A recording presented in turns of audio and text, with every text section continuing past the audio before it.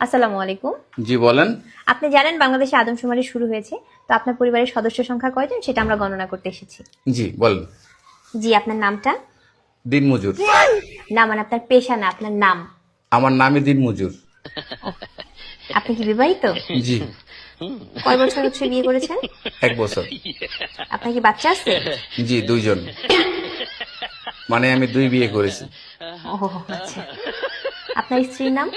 ছোট জন না বড় জন? বড়জন? কেয়ামত।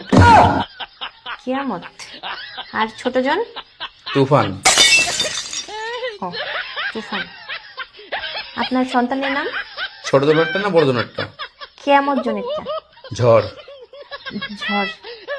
আর তুফানেরটা? সিডর। সিডর। জি, আপনার মূল্যবান সময় দেওয়ার জন্য আপনাকে ধন্যবাদ। আর লাগবে না? না না না, আর কিছু লাগবে না। আর কিছু লাগলে নিয়ে যান। না না, তাহলে ভিতরে সেটা চা খেয়ে যান। এখানে বেশিক্ষণ থাকলে সমস্যা আছে। না না না, আর কিছুই লাগবে না। আপনাকে অসংখ্য ধন্যবাদ, ভালো থাকবেন।